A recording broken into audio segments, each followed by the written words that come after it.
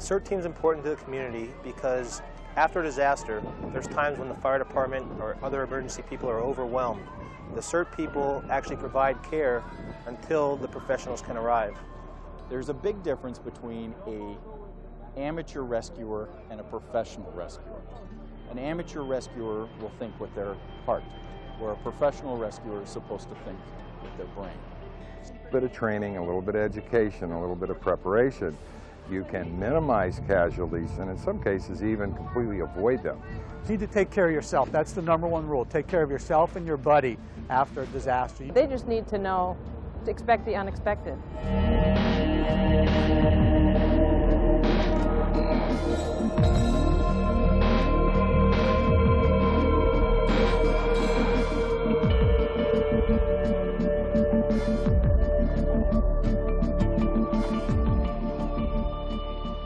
After a disaster occurs, the environment may be dramatically changed, chaotic, and even dangerous. Even familiar landmarks in a neighborhood may be uprooted. Roads may be washed out. Nothing is the way it was. The disaster itself, whether it's an earthquake or a hurricane or a flood or something like that, the event is an ongoing. The event itself may stop, but the danger period doesn't. And very frequently, the hours right after a disaster are as dangerous as the disaster itself. Disasters tend to destabilize the environment, and that makes familiar areas unfamiliar. So it's wise to proceed through the debris of a disaster sort of like someone walking through rattlesnakes, slowly and carefully. I've seen devastation, total devastation. I've seen moderate damage. I've seen minor damage. That's why what we try to do is we try to teach people basics that can be applied no matter what the system or what the problem is. But as powerful and devastating as disasters can be, experts now know that many injuries and deaths occur after a disaster has happened, as inexperienced volunteers rush to help out. After a disaster, one thing that's always surprised me was, to a certain degree, people's lack of respect for Mother Nature and what she can do out there. After pretty much some type of natural disaster, things just aren't how they appeared before the disaster, and there are ways that people could get injured out there, whether it's drownings or electrocutions because of down power lines. So you really have to respect Mother Nature both before and after disasters. The CERT program is a wonderful educational opportunity, but it's also an opportunity for us in the emergency services to make sure not only we know what people can do, but that also people know what they can't do. And in rescue operations, there's a high percentage of people who get hurt or killed trying to help others. And so, like firefighters and other first responders, CERT volunteers need to focus on safety with every task they're involved with. Safety must be a priority. CERT members' safety is of the utmost importance. We want them to be safe if they're going to go out there. We don't want them risking their lives. We want them to be able to help people safely and not get injured and certainly not get killed in doing their job. We want to show them how to do it in the safest manner so they can come back and be okay after it's all over.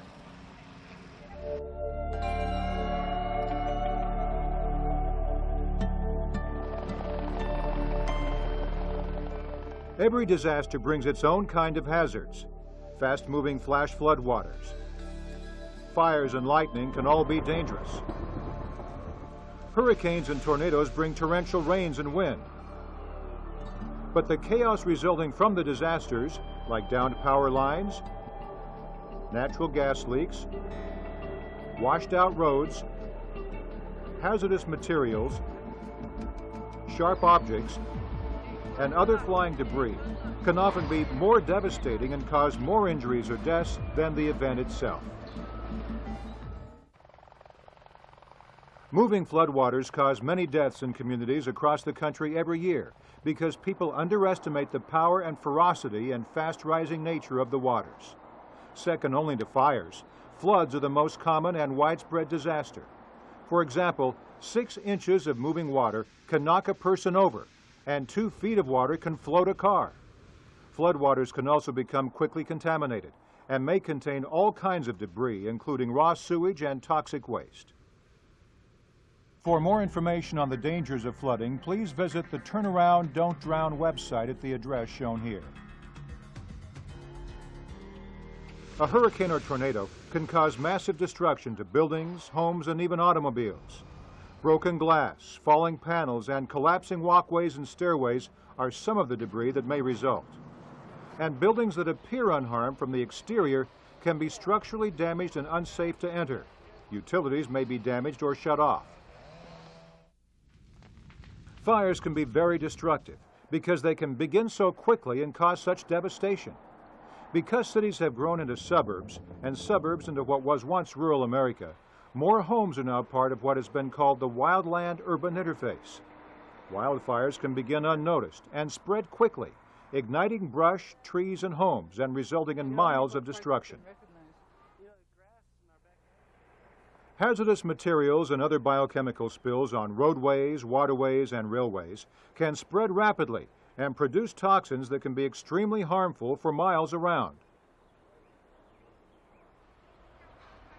Debris of all kinds is probably the #1 hazard in a disaster area. Some debris is very visible, but falling debris from structures is also common, and nails and other debris on the ground can also be dangerous and cause injuries. After a major disaster, buildings that appear unharmed from the exterior may be structurally unsound and dangerous. Buildings may have broken glass, falling panels, and collapsed walkways and stairways. Utilities may be damaged. To learn more about these and other hazards, please visit the website Are You Ready at the address shown here.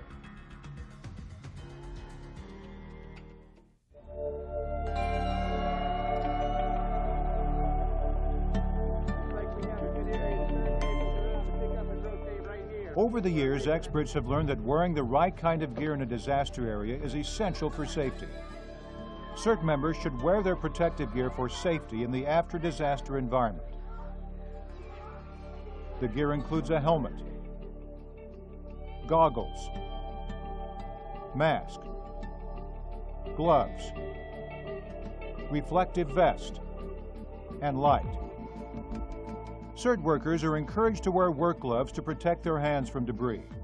CERT workers should also wear rubber gloves under their work gloves to protect themselves from contamination by fluids. By using this double gloving technique, CERT workers will be able to help the injured by simply removing their work gloves. CERT volunteers are also encouraged to purchase a pair of hard-toed work boots. Experts say it's important people wear all of their gear all of the time when they are working in a disaster area. It's important to wear the right gear and keep it together.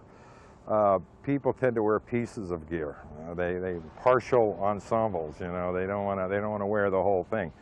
Unfortunately, when you get out there and you cut your head open, then you realize you should have had your helmet on. Although some volunteers may be shy about wearing the gear at first, CERT's leaders have noted that most people will become accustomed to wearing it. It's important that they are comfortable because they're going to be in their gear if, during a disaster for long periods of time. They're going to have to be able to work in it. So initially they're a little hesitant and unfamiliar with their gear. By the end of our course and any CERT course, they're very comfortable with working with the helmets and the gloves and the masks and things like that. CERT volunteers may also want to add to the standard equipment. Bring your backpack or go kit with you when you leave your house or apartment. And also bring 2 bottles of water and any prescription medicine you take.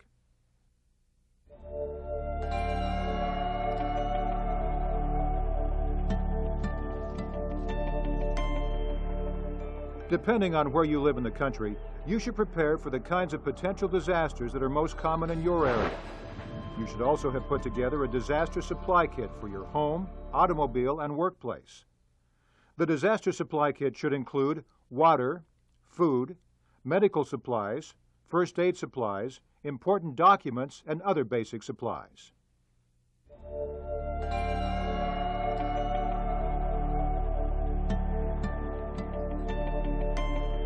If a disaster occurs, take care of your own home and family first. See what damage has been done to your home or apartment. And make sure everyone is safe before you venture out into your neighborhood and community. When you come out of your house, you keep track of your own family members. It's not a good time to let the dog and the kids loose. You keep everybody where they're at until you find out what you're dealing with, and you proceed carefully. Too many people go out and start sightseeing, or they're overcome by the awesomeness of the event, and they wind up becoming victims. We tend to be distracted when we see something very impressive like a disaster, and we don't think, and it makes us very vulnerable to getting hurt. Check around your house for damage or other fallen debris. Next, if it is safe to do so and appropriate, turn off the utilities. Check the house, and they're looking for gas and electrical issues and things of that nature, general safety. And if there is major devastation in your neighborhood, literally draw a map of where you are and what your new neighborhood looks like before you venture out. Natural disasters tend to do great damage to the geography of an area. So the area that was very familiar to you around your home before could suddenly become completely alien. Once buildings are damaged, street signs are down, trees are down, familiar structures are gone, you can go a block or two from home and be lost. And in fact, that's what happened in Hurricane Andrew. People were lost in their own neighborhoods. Emergency service workers who do this for a living were lost. They couldn't find out where they were. So it's important to make a map so you can find your way home, because you are in an unfamiliar area again. Then, depending on the severity of the disaster and your CERT's SOP, you should connect with your CERT team members and plan to meet. On the way, assess the damage to your neighborhood and be ready to report what you've seen. The CERT teams are there to take the lead. They're there because they've been trained and they're in a perfect position to take the lead. And then you'll organize the CERT team into a workable unit. You'll decide if you're going to stay in your neighborhood or will report to local first responders. You may be working with your CERT team members or with your neighbors. Hopefully you have your group together, your neighborhood group, your CERT group together, and you've pre-planned and pre-designated a team leader for that. And you will meet with that team leader at a pre-designated position with your equipment that you've pre-planned and brought with you, so that you can go out and do what you've been taught to do.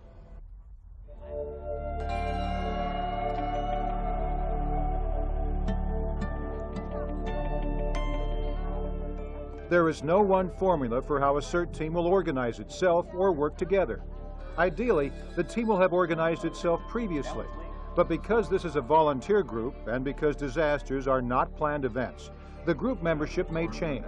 So, CERT team members are urged to improvise, adapt, and overcome. However the CERT team comes together, someone must serve as the leader. Once they mobilize their CERT team, they put somebody in charge, and it's up to that person to remain in charge and to give orders. And without that, it's going to be chaos. In some situations, the CERT team member may become the leader in the neighborhood during a disaster. This is our treatment area. Now, this area A good scenario would be, let's say that there was no other CERT people around, but you were the only person that was trained, and you had to use other neighbors that had no training. You would automatically become the person that was in command, because no one else knows what you're trying to do. So they could utilize people that don't even have CERT training and be in charge and tell them what to do and tell them how to be safe. And we do stress that in the class as well, to utilize other people, utilize your neighbors, utilize people that haven't been there, and it just gives you more hands, more people to help out in the situation. Everybody that takes a CERT program potentially could be a team leader. Now, some people are more prone to do that, and that's fine. So team leaders are either pre-selected or selected at what we call the staging area to take a group or a team and perform a certain mission. It may be to help at the treatment area. It may be to do a search of a neighborhood. It may be to turn some utilities off. Maybe even to fight a small fire with extinguishers. And though people sometimes are not confident about their abilities, experts say that everyone can play a role in these difficult situations. A lot of people will say to me, I can't do this work. No one will listen to me. When people are scared, when people have had something happen to them where they need help, maybe they don't tell you they need help, but you know they need help, people will respond to you. As long as you're clear, as long as you are being understood by them, they'll listen to you, and they'll allow you to guide them in certain directions. Will you run into speed bumps or difficulties along the way? Sure, but are there ways to overcome it? Improvise, adapt, overcome. After the CERT team members meet together and become organized, wherever they go and whatever the job they are doing, they need to assess the situation they're in or do a size-up. The size-up is the same approach used by other first responders like firefighters to make sure that a systematic approach is used when dealing with a dangerous and unpredictable environment.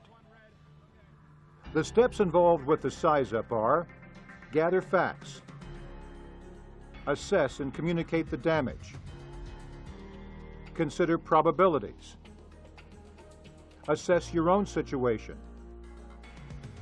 establish priorities, make decisions, develop plans of action, take action, evaluate your progress. Secondly, we talk about size up, and that's the idea that you look before you leap. You don't just rush into things. You go out, you look, you think your way through things. You're in an unfamiliar environment, even if it's your own backyard. So you go out and you pay attention. If you find someone who's injured, it's wise to stop and look at why they got hurt before you rush in. For example, if someone was electrocuted and you rush in to help them, you may wind up being a victim also. The house that looks normal, you walk in but there's a hole in the floor. The smell of gas, the sound of gas escaping into this enclosed area. You walk outside to take care of utilities and you can't. This is a hazard. Back away, put some tape up there, keep other people from that. There are always hazards to be alert. Overhead wires, can they come down? Treat every wire like a live wire, move around it, tape it off, or put a rope around it. There's always hazards. Things change, so we constantly look because things can shift, things can move. You have to size up your situation. That's the terminology we use. They do a good size up, they check out their scene before they go in. They don't want to rush into a situation because we might have somebody, let's say, injured in a vehicle. But if there's an electric line across the vehicle, then again, we're going to have more patients. They're going to be a patient. They're becoming a patient themselves. We don't want that. If you give a good size up before you start to act and think before you go in there, you have a better chance of staying safe. CERT team members are always encouraged to take care of themselves and be safe above all else. Basically, the instruction here to people is that as curious as you may be to see things, be very careful where you go. There is no reason to enter a damaged building unless something vital is going on there. Light damaged buildings should be entered very carefully. Heavy damaged buildings should be avoided at all costs because of the danger involved there.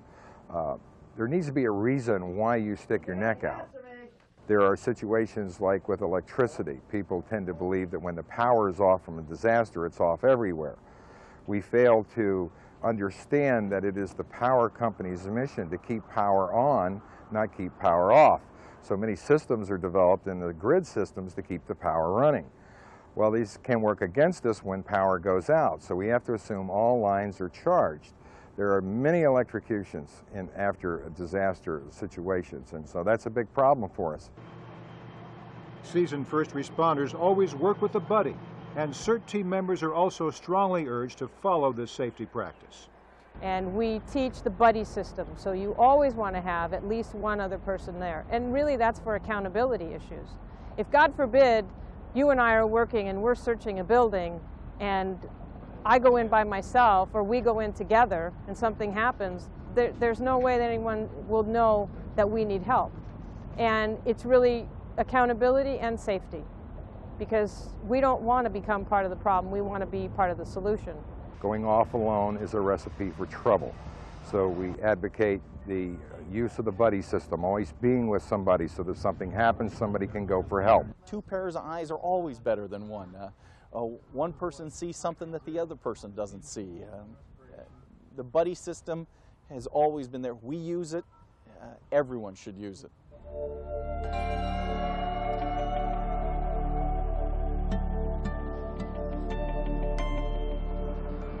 Although many people assume that all of the injuries or medical problems occur during a disaster, experts have found that, in fact, a large percentage of injuries and even deaths from a disaster have occurred after the disaster, as inexperienced volunteers try to help out.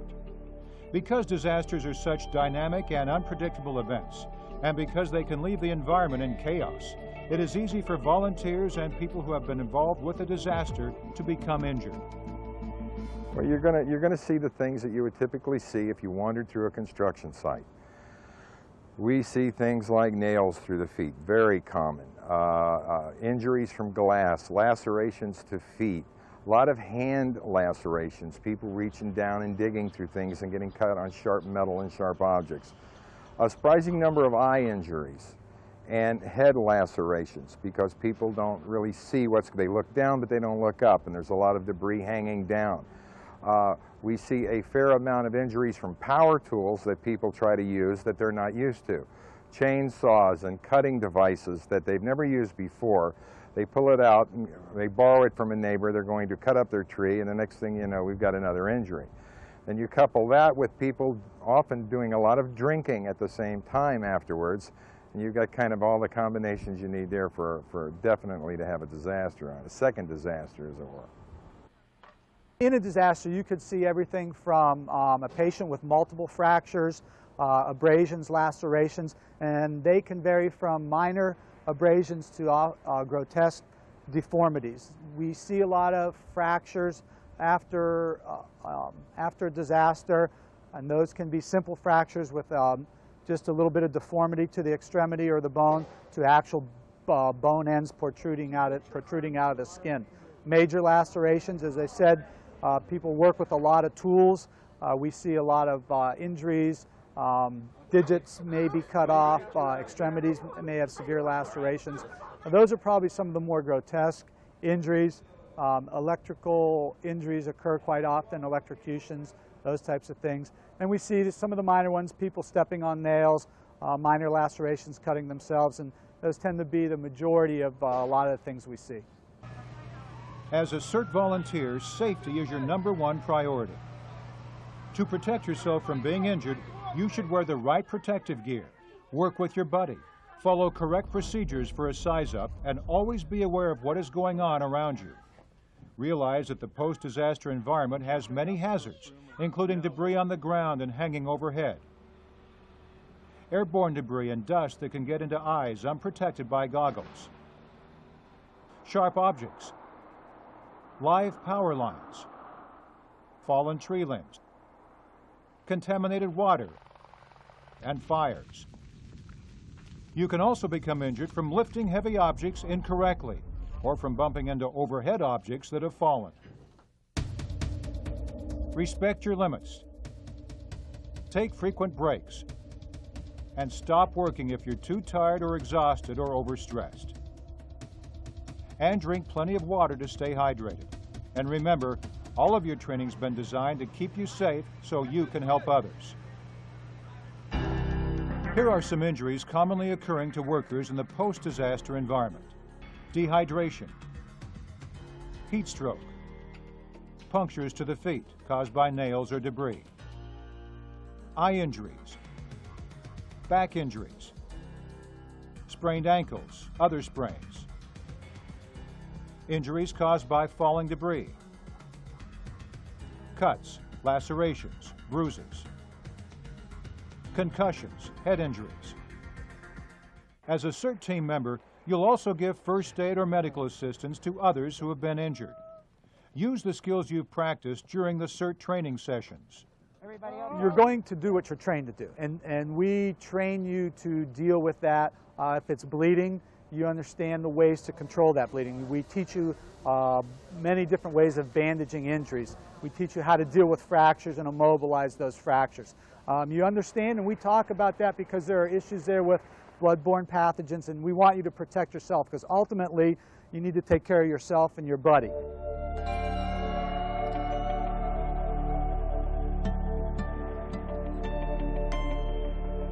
After a disaster has occurred, the landscape changes. Homes and neighborhoods may be in shambles. The normal landmarks in the neighborhood may be gone, and neighborhood animals may be homeless or traumatized. While neighbors and volunteers may want to take care of stray animals, experts issue a note of caution. When you come across an animal that's stressed out or traumatized, oftentimes they're going to shy away from you. There's going to be a look of hesitation, and whenever you see that, it's key to understand that that dog may bite out of fear, or that animal may bite out of fear. If ever an animal isn't walking right up to you friendly, I would suggest making sure that someone with appropriate equipment is called in to handling that animal. If you see a stray dog or a cat, note where it is. A lot of times you're not going to have street signs and things of that nature, but do the best that you can and report that information to the animal control authorities that are going to come into the area and start working it. Animal control experts know from experience that it is best to be cautious when dealing with an animal that you don't know, because after a disaster, they may be traumatized and act out of fear. What I would suggest is don't try and read the animal. Just because its tail's wagging doesn't necessarily mean that it's happy and friendly. Most aggressive animals, police canine for example, you know, whenever you see them being aggressive, their tail's going to be up, their ears are going to be up, their tail will be wagging. All indications are, you look at them from a distance, that looks like a happy dog. But if you run into it, you find out it's not as happy as you thought. Good boy. And if a cat or dog bites you, it can be very serious. Got him. Animal bites are very serious.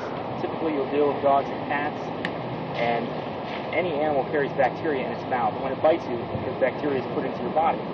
Cats carry a high rate of bacteria. Infection can spread very quickly. Wildlife also. If you're bitten by a raccoon you're trying to help, you could get rabies, or you have to go through a series of rabies shots. Volunteers may also find animals that have been injured during the disaster. While your instinct may be to help the animal immediately, experts again urge caution. So often you deal with an injured animal, they're in that self-preservation mode. They do not think that you're there to offer them help. They think of you as being somebody that's going to take advantage of them, like another predator would. So consequently, they bite or scratch or whatever it takes to defend themselves. So I highly recommend that if you come across an animal that's injured, make sure that you turn it over to the proper authorities. Don't try and handle it on your own, because it really does require specialized equipment. If you do find a neighbor's dog, make sure that you give the animal control officers the owner's name and address and other contact information. But besides homeless dogs and cats, experts also caution about other creatures that may be displaced during a disaster. You can expect that after a disaster that everything in that area is going to be displaced in one way or another. And you know, you've got a lot of water issues, so you're going to have tidal flow that may bring animals from a different area into your area that you would normally see. So whenever you're doing any type of work, you've always got to keep it in mind that there could be a venomous snake, you know, underneath that piece of garbage that you would take for granted as being there's no harm here. So yes, you definitely have to be on the lookout for things that might not normally be there. After a disaster, you can also expect that animal control officers from throughout the state will volunteer their time. You may also work with a variety of rescue groups that are helping to place animals in shelters while they wait for their owners to return.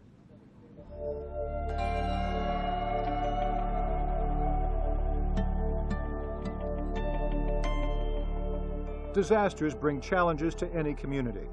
As the professionals know, they are unpredictable, they tax resources, and they change lives. As a CERT volunteer, you've been introduced to strategies and techniques that can help your neighbors and your community. The best thing you can do to prepare for a disaster is train, and then train some more. CERT teams are trained to do just what we do, and they're trained very well. We share with them just about everything we know relative to the business to help them be able to do that job. And so, remember that you've been introduced to some basics of disaster management and that you can contribute during these unexpected times.